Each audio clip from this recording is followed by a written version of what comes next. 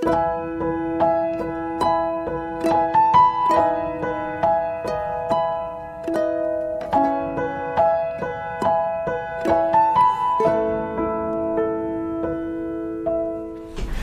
Bapak Ibu sekalian, senang sekali bisa berjumpa lagi pada kesempatan yang sangat baik ini. Mari kita tundukkan kepala lebih dahulu. Mari kita berdoa. Bapa di surga, Engkau tahu bagaimana kami hidup.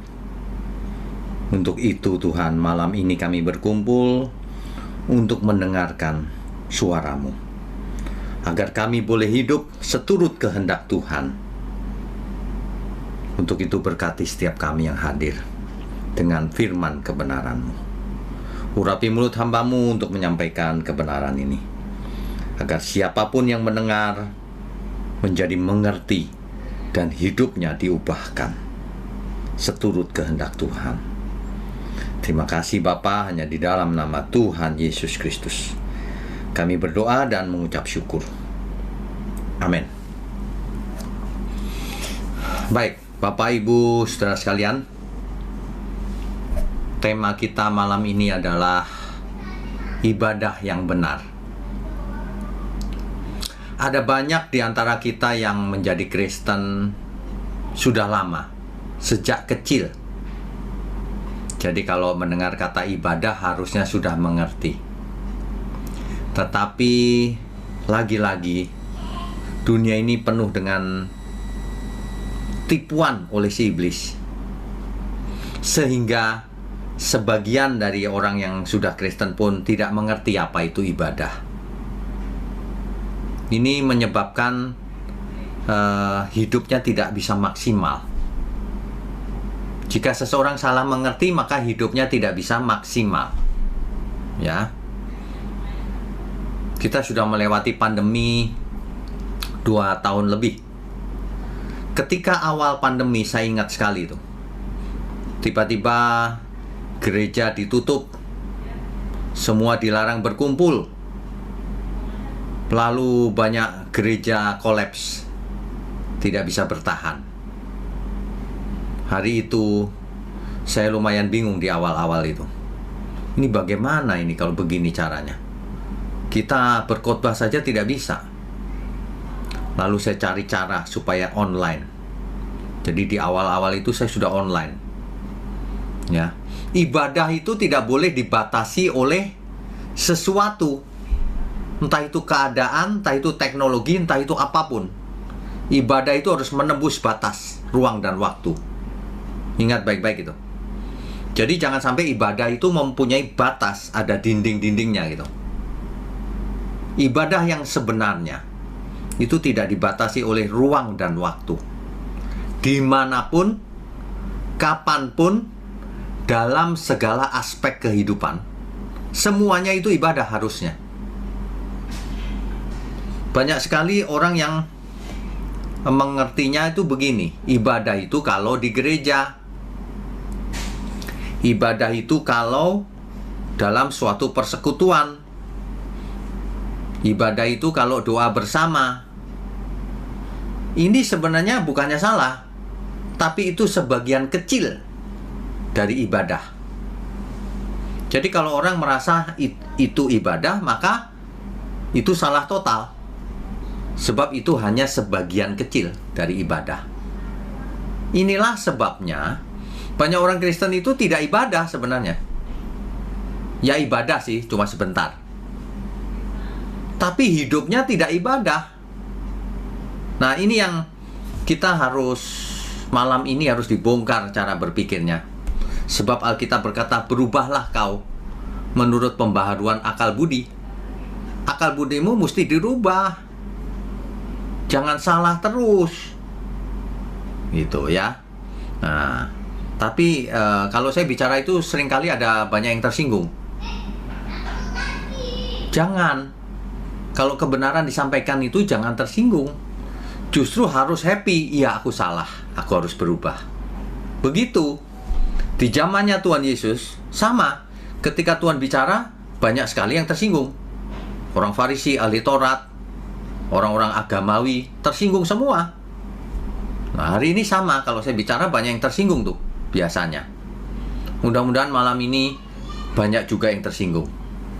Tetapi untuk bertobat. Amin ya semua. Begitu, jangan tersinggung lalu wah awas ya, ketemu awas nanti ya. Ya, kalau tersinggung itu iya aku salah gitu ya. Oke. Sebelum saya lanjutkan, kita sebentar lagi memasuki zaman yang namanya metaverse. Metaverse itu di suatu dunia maya kita bisa bertemu. Hari ini kira-kira 5 tahun yang lalu mana kita bisa membayangkan bahwa kita bisa bertemu jarak jauh begini, wajah dengan wajah. Gak pernah ada bayangan itu. Nah, sebentar lagi kita akan bertemu bukan cuma gambar begini, film, tapi bertemu secara seolah-olah fisik. Kita ada di ruangan yang sama, seolah-olah 3 dimensi. Itu metaverse. Apapun perubahan teknologi, jangan sampai ibadah kita menjadi berkurang atau salah. Ya. Kita baca dahulu 1 Korintus 10 ayatnya yang ke-31. Ini sudah sangat sering dibaca, tapi saya mau bacakan lagi. 1 Korintus 10 ayat 31. Aku menjawab, jika engkau makan, atau jika engkau minum, atau jika engkau melakukan sesuatu yang lain. Apa itu sesuatu yang lain? Apa saja? Bicara, bergaul, bisnis, kerja, jadi ibu rumah tangga, jadi murid, jadi pembicara, jadi aktivis, jadi worship leader, jadi singer, apa saja. Lakukanlah semuanya itu untuk kemuliaan Allah. Rasul Paulus menulis ini. Sebenarnya ini ringkasan daripada ibadah. Ibadah itu segala sesuatu lakukan untuk Tuhan. Jadi bukan ibadah itu di gereja 2 jam. Bukan. Ibadah itu dimanapun kita berada, kapanpun, dalam segala hal, harus untuk kemuliaan Tuhan. Itu ibadah yang benar. Rasul Paulus menjelaskan dalam kalimat yang sangat sederhana. Jika kamu kuliner, ya, ini kan makan minum kuliner nih. Ingat, kuliner itu untuk Tuhan, bukan untuk memuaskan mulut kita. Nah, itu tadi Pak Frans bilang, ibu-ibu jangan jadi gendut, ya. Tuh nanti ada yang tersinggung lagi, ya. Bapak-bapak juga boleh Pak Frans. Kita jangan sampai ya, dijaga sebisa mungkin. Enggak kok Pak, aku nggak pernah makan, tapi gemuk begini. Ya memangnya makan udara bisa gemuk? Kan nggak bisa. Pasti makannya banyak. Cuma kalau khusus ibu-ibu, mungkin setelah usia tertentu memang gampang gemuk sih, menopause. Ya, tapi sebelum itu harusnya tidak gemuk. Setelah itu juga bisa ditekan, olahraga dong. Makan yang sehat. Karena itu ibadah juga. Banyak orang bahkan kebalik pengertiannya. Ketika pengen makan sesuatu, makan banyak gitu, sate babi 20 tusuk, sate kambing 20 tusuk, lemak semua. Lalu bilangnya begini, imani saja bro. Loh kok imani, makan sembarangan kok imani? Ini salah total ini. Kalau saya makan ya, lalu di samping saya ada yang segitu banyak, dia lihat saya gitu, kok makannya dikit, nggak makan lemak, nggak makan apa. Terus dia bilang begini, bro, kamu nggak punya iman ya bro? Imani saja bro, makan aja apa saja. Ini terbalik loh. Terbalik. Kalau kamu beriman, kau nggak makan sembarangan. Kau nggak bicara sembarangan. Kau nggak nulis di internet sembarangan. Kau nggak bergaul sembarangan. Kalau kamu memang sedang beribadah.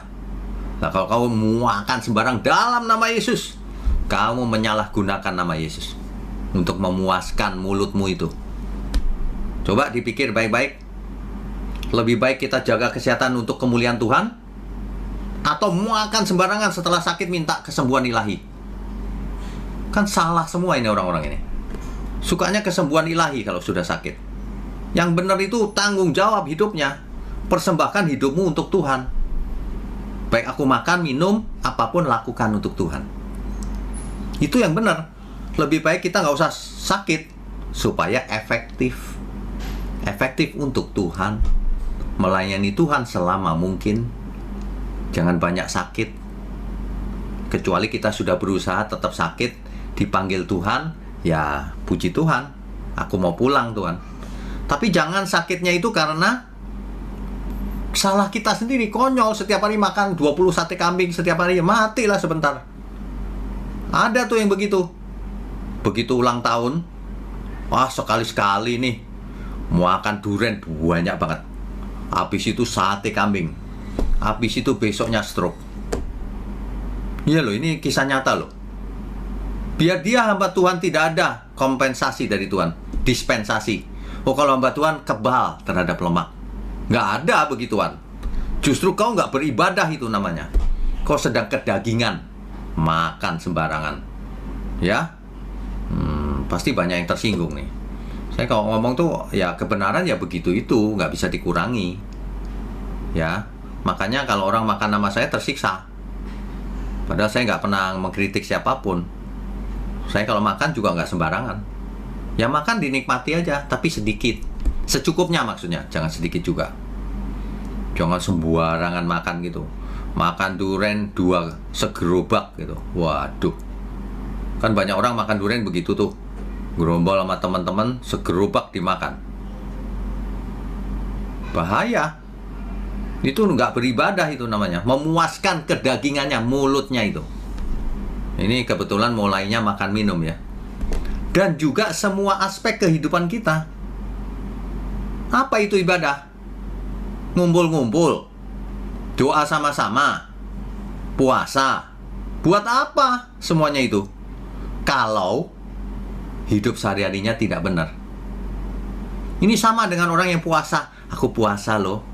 Nggak boleh bicara sembarangan. Lagi puasa. Nanti begitu sudah selesai puasa emang boleh bicara sembarangan. Salah kan semua. Puasanya orang Kristen itu seumur hidup. Nanti saya mau khotbahkan. Memangnya boleh. Ada bulan tertentu udah nggak puasa nih. Ngomong sembarangan boleh, makan sembarangan boleh. Enggak. Kamu sudah ditebus dari cara hidupmu yang sia-sia itu. Yang kau warisi dari nenek moyangmu. Dan kamu bukan milikmu sendiri. Tubuhmu bait Allah. Jangan dipakai untuk perselingkuhan. Jangan dipakai untuk makan minum sembarangan. Jangan dipakai untuk kejahatan. Nah begitu itu. Ibadah itu sudah selama ini sudah salah pengertiannya. Ya. Jadi lakukan semua hal untuk Tuhan. Satu lagi dicatat nih ayatnya. 2 Korintus 5 ayat 15. 2 Korintus pasalnya yang kelima, ayatnya yang ke-15.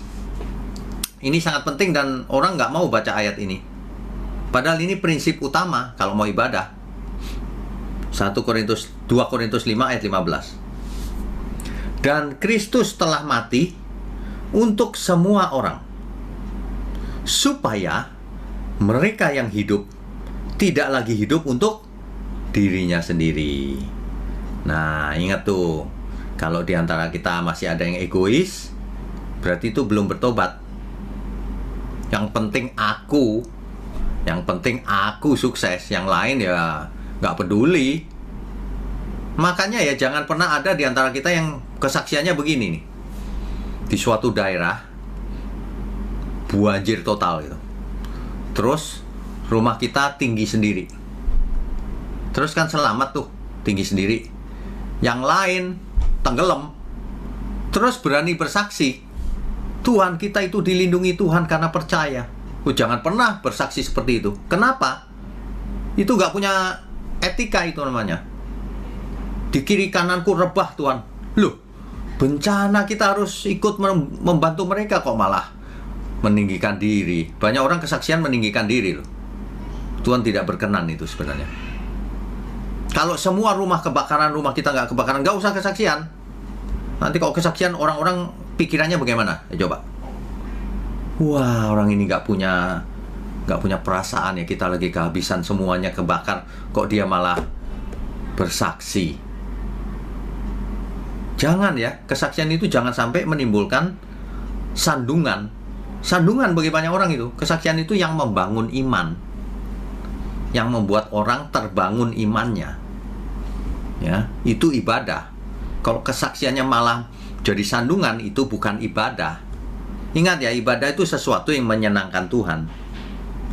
Kalau itu malah jadi sandungan, ya itu bukan ibadah. Ya, jadi Tuhan Yesus mati untuk semua orang, supaya semua orang tidak hidup untuk dirinya sendiri, tapi hidup bagi Tuhan. Begitu loh. Ya, 2 Korintus 5 ayat 15 tadi. Jadi kalau Tuhan menciptakan kita, itu Tuhan inginkan kita itu mengerti kehendaknya, hidup sesuai yang Tuhan rancang. Bukan maunya seperti sekarang, yang penting aku nggak ada masalah, yang lain punya masalah, nggak peduli. Bukan begitu. Ya, banyak orang Kristen itu tidak seperti Kristus hidupnya. Semboyannya aja seperti Yesus, tapi tidak hidup seperti Yesus. Kalau seperti Yesus tidak akan hidup untuk dirinya sendiri. Pasti pikirannya terbeban banyak hal. Ada banyak orang di dunia ini susah loh hidupnya. Ya, ekonomi lagi makin sulit. Jangan kita egois tinggi. Kita kalau lihat orang susah, ayo kita tolong. Ya, jangan hitung-hitungan sama Tuhan. Kalau kita menolong orang, itu ibadah kalau menyenangkan Tuhan. Ayo coba, kalau ada yang membutuhkan ditolong. Gak bakalan miskin nolong orang. Ya, jangan pelit. Kalau pelit itu udah gak bisa jadi murid Kristus. Udah percuma. Dikit-dikit hitungan. Ngasih persepuluhan diminta 100 kali lipat. Ini ajaran apa ini? Makanya Bapak Ibu Saudara sekalian itu ya, belajar Alkitab. Jangan apa yang didengar diaminkan terus. Ngasih Tuhan 10% diminta 100 kali. Itu punya etika nggak itu? Ada nggak ayatnya di Alkitab? Nggak ada. Jangan ngarang-ngarang sendiri. Katanya mau ibadah. Belajar sama Tuhan Yesus kalau ibadah itu. Segenap hidupmu milik Tuhan. Kalau kita kasih 10%, kurang. Kok 10%? Seluruh hidup kita milik Tuhan. Kita tidak bicara soal uang. Ibadah yang benar itu bukan uang. Kalau orang benar pasti ia mendukung pekerjaan Tuhan, pasti. Tapi jangan uang dibikin rumusan. Kalau kau kasih 10% artinya kau nabur, nanti kau nuai. Gak ada itu di Alkitab. Yang ditabur itu bukan uang. Yang ditabur itu adalah firman. Kalau firman itu dimengerti, maka hidupmu berbuah-buah. Ada yang 100 kali, ada yang 60 kali, ada yang 30 kali. Makanya kalau orang mendengar firman yang benar, dia akan mengalami perubahan, transformasi yang sebenarnya hidupnya. Percaya deh. Coba aja Bapak Ibu Saudara dengerin aja firman yang benar, tapi urut ya. Nggak sampai 1 tahun Saudara pasti berubah. Pasti. Tanya saja yang sudah ngikutin pelajaran yang urut dan benar ya. Pasti ada perubahan dalam hidupnya. Pasti. Sebab Injil itu kekuatan Allah yang menyelamatkan. Artinya firman kebenaran itu memiliki kuasa untuk mengubah seseorang menjadi manusia baru. Kalau cuman ke gereja persembahan nanti diberkati Tuhan, seumur hidup juga nggak berubah hidupnya. Itu jadi agamawi itu.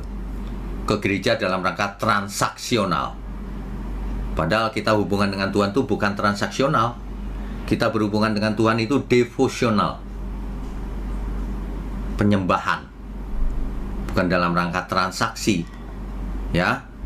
Nah, sebenarnya dalam kata Ibrani di Alkitab, yang namanya ibadah itu adalah avodah. Ini bahasa Ibrani, avodah.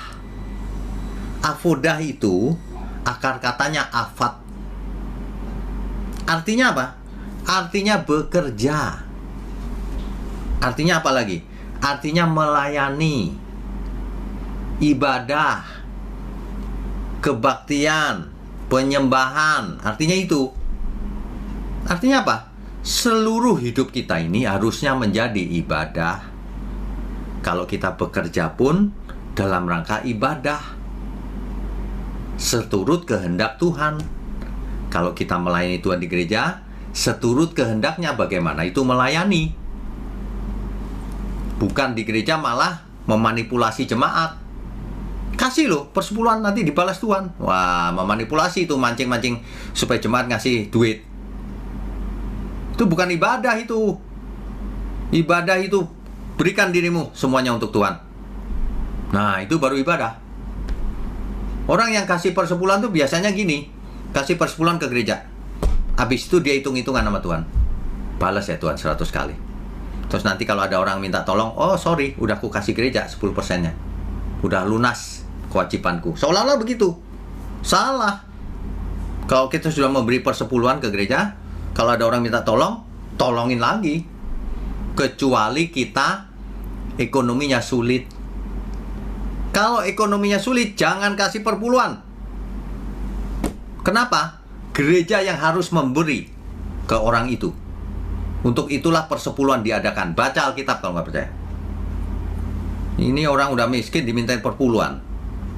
Ini penyelewengan tingkat tinggi ini. Kalau orang kesulitan justru gereja yang akan ngasih. Harus. Kalau di gereja saya begitu.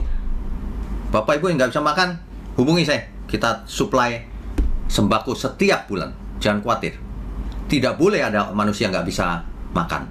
Jangankan yang satu iman dengan kita, yang tidak seiman sama kita aja kalau nggak bisa makan saya kirimin. Jangan hitung-hitungan sama Tuhan. Ibadah itu secara total dalam hidup kita. Ya, ada amin ya semua ya. Saya kalau bicara itu memang agak keras, tapi itulah kebenaran. Kalau orang nggak dikerasin itu nggak berubah. Dikerasin aja belum berubah. Sebagian malah nolak dikerasin. Ah, nggak suka ini ngomongannya. Kenapa? Nggak menghibur, nggak enak didengar. Ya, kalau ketemu Tuhan Yesus, kalau ketemu Tuhan Yesus bisa dimarahin habis. So. Nggak baca Alkitab itu pasti. Ya. Jadi ibadah itu zaman dulu di Perjanjian Lama, ibadah itu adanya di Bait Allah. Orang pergi ke Bait Allah, ngapain? Mempersembahkan korban bakaran, memercikan darah di tabut perjanjian, dan lain-lain. Mempersembahkan rempah-rempah, dan lain-lain. Berdoa. Itu ibadah zaman Perjanjian Lama.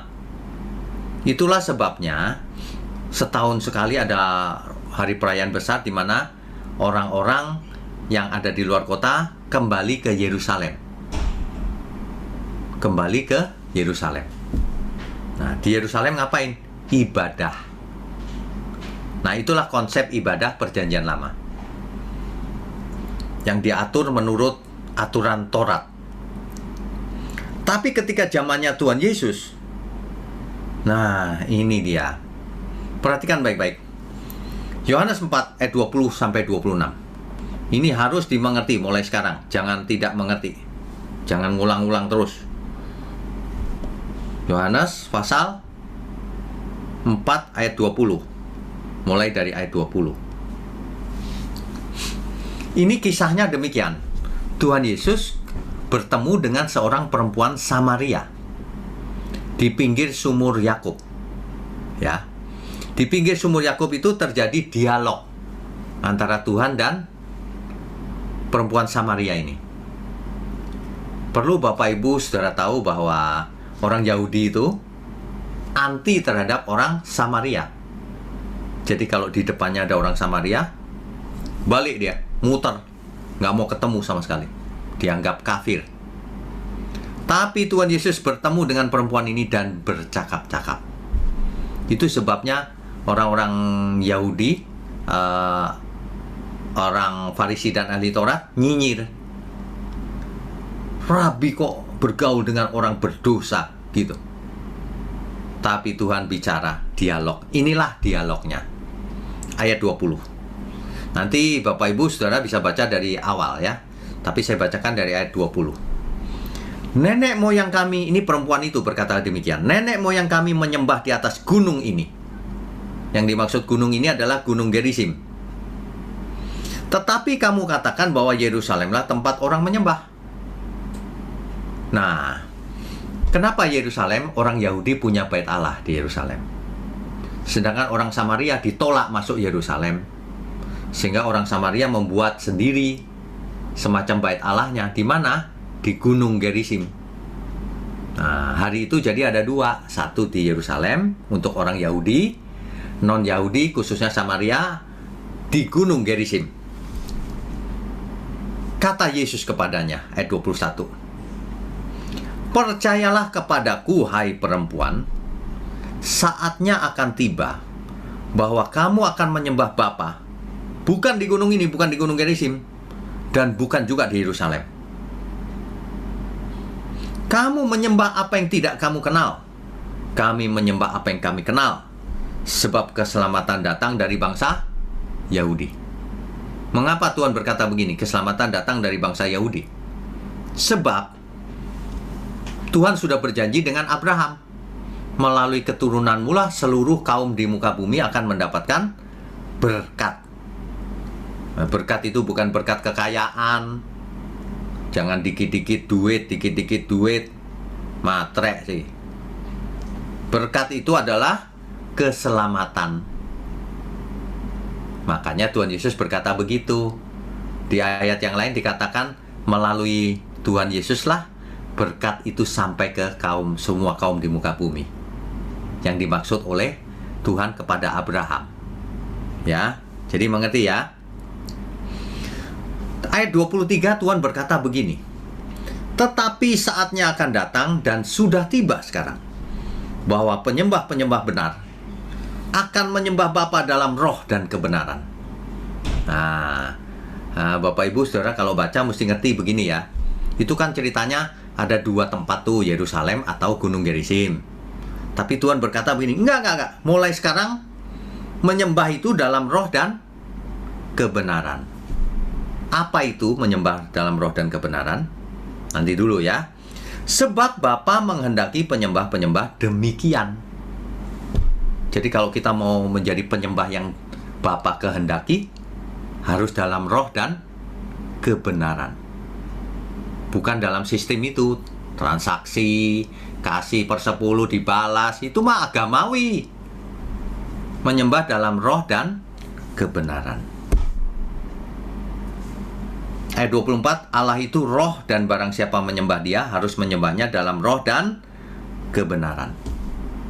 Kita teruskan dulu, ada hal yang sangat menarik di sini. Ayat 25. Jawab perempuan itu kepadanya, aku tahu bahwa Mesias akan datang, yang disebut juga Kristus.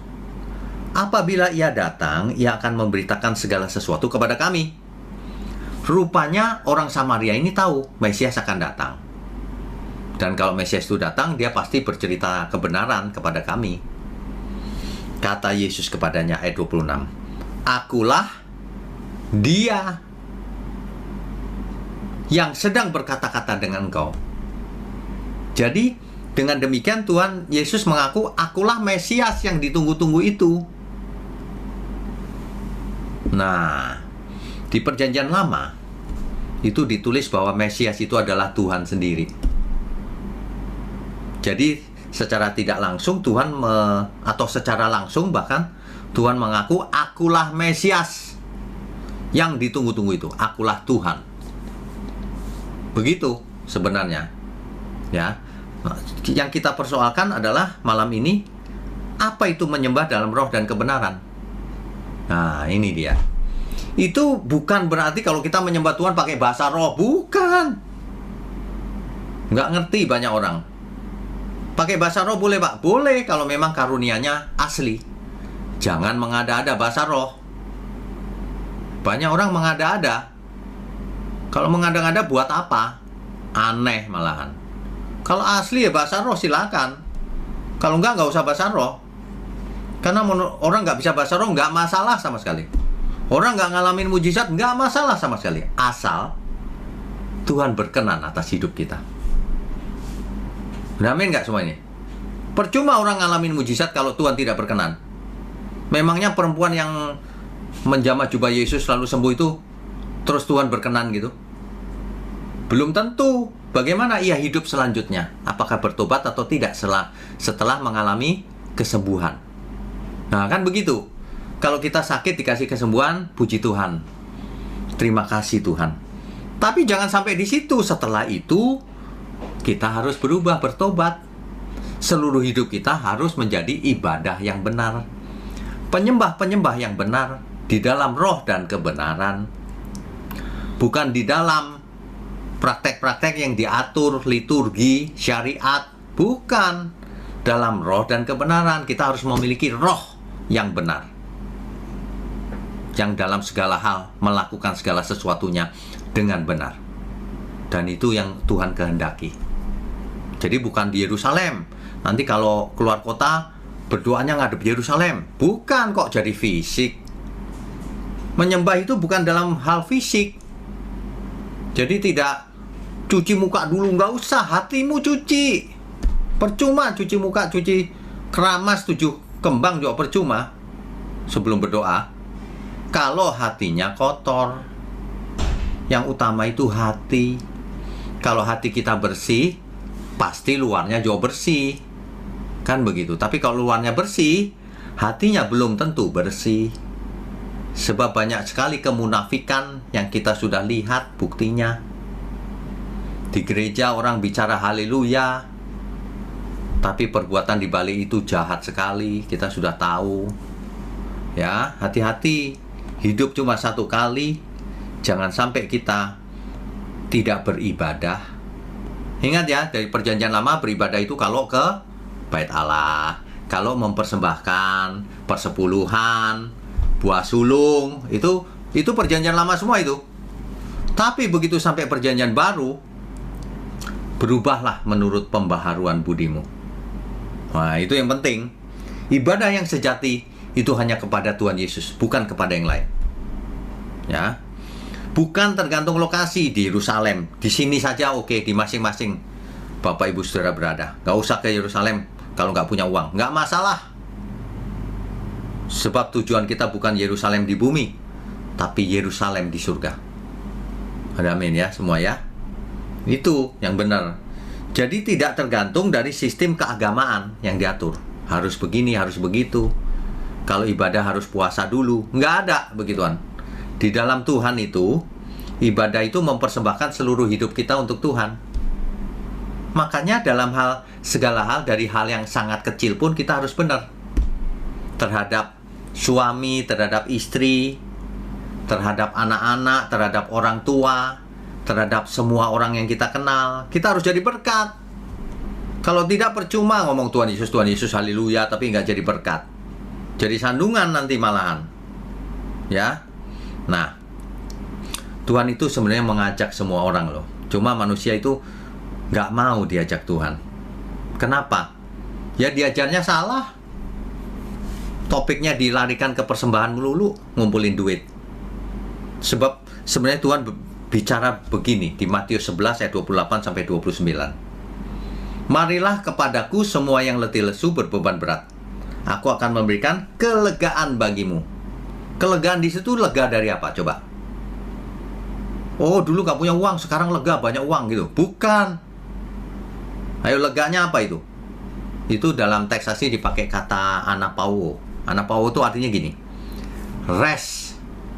Rest itu istirahat. Kamu itu letih lesu berbeban berat, kamu gak pernah istirahat. Kau mencari harta kesana kemari, serakah dan sebagainya. Gak istirahat jiwamu. Jiwamu harus beristirahat. Arti lainnya refresh. Jiwamu harus disegarkan kembali. Keinginanmu itu melulu harta, kekuasaan, tahta, wanita, laki-laki. Itu capek kamu nanti. Gak bisa puas. Berhenti ya, rest. Aku akan memberikan kelegaan, refresh. Jiwamu akan disegarkan. Itu maksudnya ini. Jiwamu akan relax, rekreasi. Kenapa? Selama ini kamu gak rekreasi. Kamu nyari terus harta dunia, mamon. tapi dengan sikap hati yang nggak benar. Itu sebabnya Tuhan Yesus berkata begini dalam Lukas 14 ayat 33. Seseorang yang tidak melepaskan diri dari segala miliknya tak dapat jadi muridku. Kalau mau jadi murid Tuhan Yesus, jangan terikat oleh semua yang ada pada kita. Sebab semuanya ini milik Tuhan. Nah, kalau sudah bisa tidak terikat, barulah kelegaan itu terjadi. Barulah jadi murid Tuhan. Ya, amin ya semua ya. Nah, jadi Rasul Paulus, ini ayat terakhir nih, Roma 12 ayat 1-2. Ini harus dituntaskan ini. Roma pasal 12 ayat 1-2. Kalau Bapak Ibu Saudara sekalian ingin mengalami terobosan yang luar biasa, itu ini bukan yang soal berkat jasmani itu. Bukan, itu nggak bisa menyebabkan orang berubah. Perhatikan ini baik-baik. Karena itu saudara-saudara, demi kemurahan Allah, aku menasihatkan kamu supaya kamu mempersembahkan tubuhmu sebagai persembahan yang hidup. Apa yang dipersembahkan? Uang. Bukan. Tubuhmu. Artinya seluruh hidup kita, termasuk uang, waktu, semuanya. Tapi yang hidupnya bagaimana? Itu masih koma soalnya. Yang kudus dan yang berkenan kepada Allah. Yang berkenan itu maksudnya yang menyenangkan Allah. Itu adalah ibadahmu yang sejati. Nah, kata sejati ini, itu dalam teks asli dipakai kata logikos. Itulah ibadah yang true and proper, yang acceptable, yang logik, yang genuine.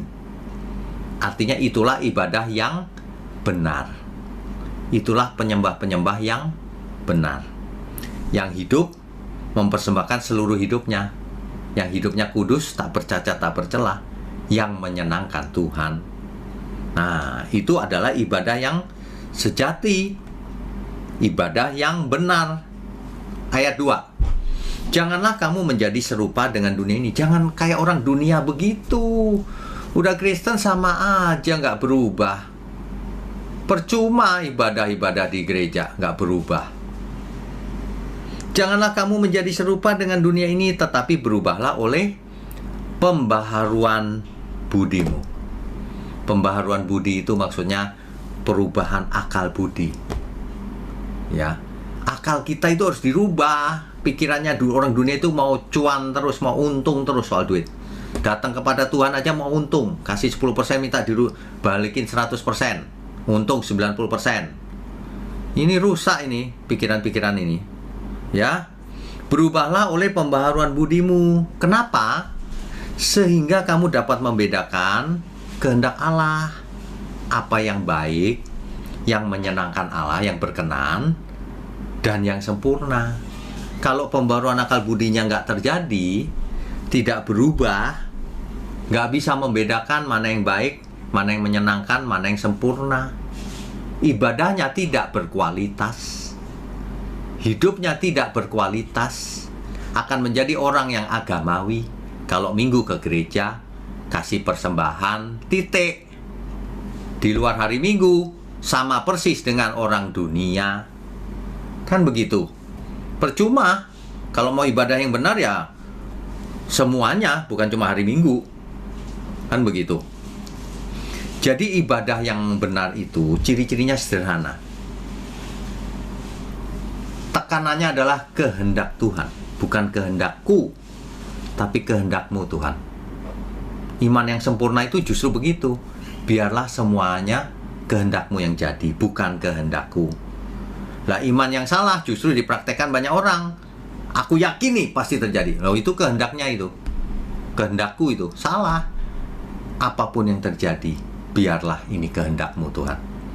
Meskipun pohon ara tidak berbunga, semuanya mengecewakan, tapi Engkau tetap Tuhan, gunung batuku. Mestinya begitu. Tetapi akan bersorak-sorai di dalam Tuhan. Itu baru iman yang benar. Ya, teosentris bukan egosentris. Ibadah yang benar itu devosi, bukan asas manfaat, mau memanfaatkan Tuhan. Ibadah yang benar itu batiniah sifatnya, bukan lahiriah. Jadi ibadah itu nggak perlu mandi dulu pakai pakaian baru putih-putih. Nggak perlu. Yang penting bukan pakaiannya, tapi batiniahnya. Setiap hari kita hidup benar, hidup suci. Ketika ketemu Tuhan, Tuhan berkenan. Setiap hari hidup nggak benar, korupsi, selingkuh dan sebagainya, terus hari Minggu ketemu Tuhan, nggak dipandang sama Tuhan.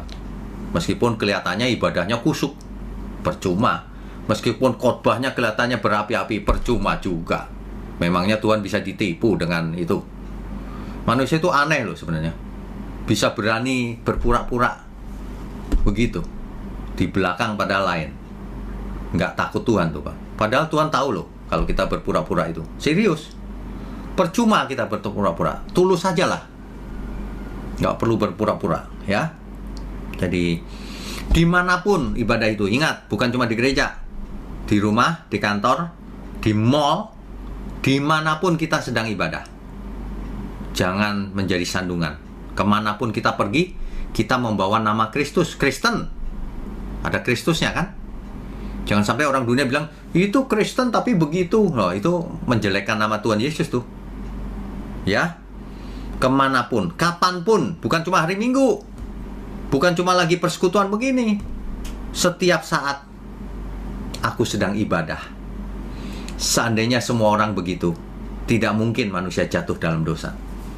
Kenapa seseorang jatuh dalam dosa? Dia lupa dia sedang ibadah. Atau dia pikir ibadah tuh hari Minggu. Sekarang lagi gak ibadah, maka selingkuh dan sebagainya. Gak tahu ini istriku gitu. Padahal Tuhan tahu. Bisa-bisanya hari Minggu ibadah lagi dia. Ditolak Tuhan ibadahnya pasti. Meskipun gereja rame juga percuma ditolak Tuhan. Ya, ingat ibadah itu dimanapun, kapanpun, dalam segala perkara. Jadi kalau kita makan, ya makanlah yang enak, yang cukup. Jangan sembarangan gak karuan. Kalau bicara, bicaralah yang benar. Berkeluarga, berkeluargalah yang benar. Punya anak, didiklah anak itu dalam kebenaran, takut akan Tuhan. Orang tua masih hidup, berbaktilah sama orang tua. Semuanya itu ibadah. Bisnis yang benar. Kuliah yang benar. Kan gitu. Seandainya anak muda dari awal sudah diajar begini, akan jadi orang-orang hebat. Itu sebabnya saya membuat satu seri kan, 2 bulan sekali, khusus young and young adult. Nanti bicara soal keuangan, kesehatan, apapun itu harus jadi ibadah.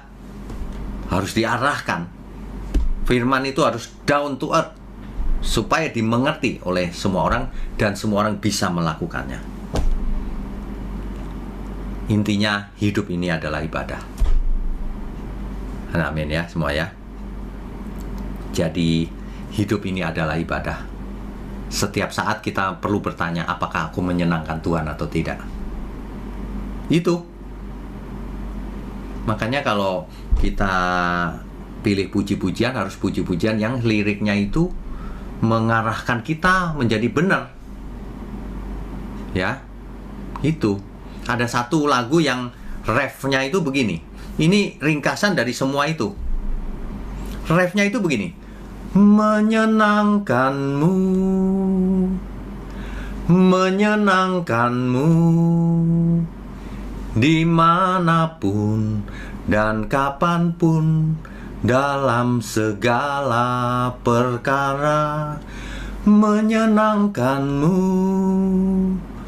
menyenangkanmu, sejak di bumi sampai selamanya.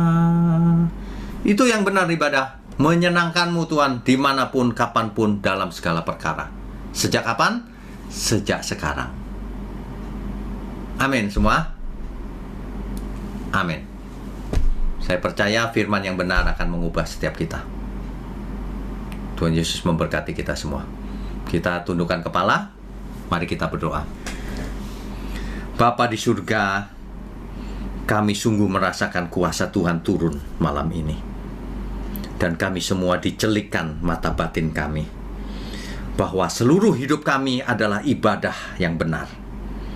Itu sebabnya kami mohon ampun kalau di masa lalu kami masih belum tepat seperti yang Kau mau. Tapi sejak malam ini kami mau belajar, mohon penyertaan Tuhan, bimbingan Tuhan. Tuhan sertai kami dalam seluruh aspek kehidupan kami. Tuhan berkati PD Victory ini, juga seluruh pelayan Tuhan yang ada, dan seluruh yang mendengar firman-Mu ini. Baik secara onsite maupun online, maupun yang nanti mengulang lewat YouTube. Tuhan berkati agar mereka mengerti. Sebab itulah, oleh karenanya kami bisa berubah, tidak seperti dunia ini. Terima kasih Bapa. Hanya di dalam nama Tuhan Yesus kami berdoa dan mengucap syukur. Haleluya. Amin.